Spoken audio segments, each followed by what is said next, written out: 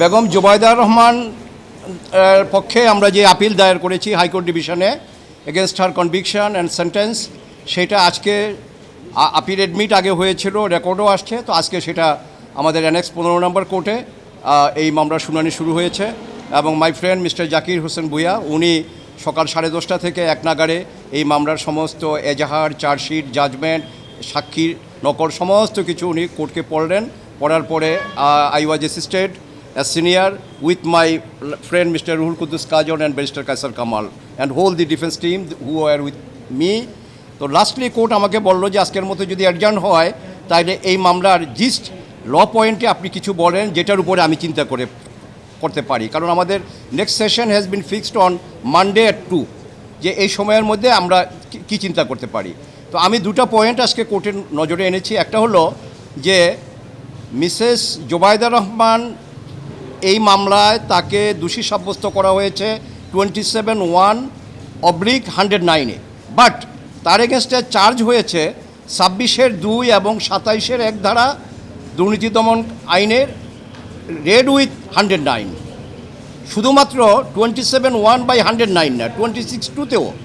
তো আমরা বললাম যে যদি তাই হয় তাইলে as principal accused she face the trial, তার ট্রায়ালটা তারেক রহমান সাহেবের মতো আপনার প্রকৃত মানে আপনার প্রিন্সিপাল অ্যাকিউজ হিসেবে হয়েছে। যদি সেটা হতে হয় তাইলে তার উপরে নোটিশ জারি করতে হবে। কিন্তু অ্যাডমিটেডলি এই মামলা অ্যান্টি কারাপশন থেকে তারেক রহমান সাহেবের উপরে যেই নোটিশ সেটা আমরা দেখেছি যে থ্রু জেলখানায় এটা মানে সেলখানায় ছাড় করা হয়েছে এবং উনি এতটাই ল অ্যাবাইডিং, তখনকার নিয়মে 7 দিন, এই 7 দিনের মধ্যেই কিন্তু উনি প্রপার্টি স্টেটমেন্ট জমা দিয়েছেন জেলখানা থেকে। বাট বেগম জুবাইদা রহমানের উপরে এই মামলায় কোনো নোটিশ সার্ভ করা হয় না, কিন্তু একেবারে রায় পর্যন্ত ওনাকে 26(2) এবং 27(1) ধারাই ওনার বিচার প্রক্রিয়াটা চালিয়ে গেছেন। কাজেই এই যেই বিচার হয়েছে তার এগেনস্টে উইদাউট সার্ভিং নোটিশ এটা ট্রায়ালটা ভিসিয়েটেড হয়ে যায়, এটা আইনত রক্ষণীয় না, এইটা আমরা বলেছি।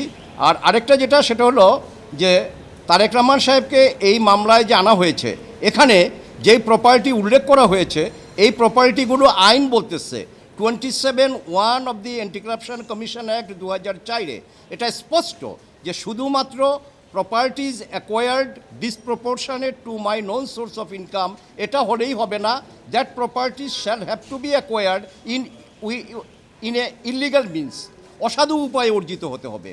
কিন্তু এই মামলার চার্জে, এই মামলার এজাহারে বা এই মামলার চার্জশিটে বা এই মামলার সাজায় কোথাও এ কথা বলা নাই যে উনি অসাধু উপায়ে কোনো সম্পত্তি অর্জন করেছেন।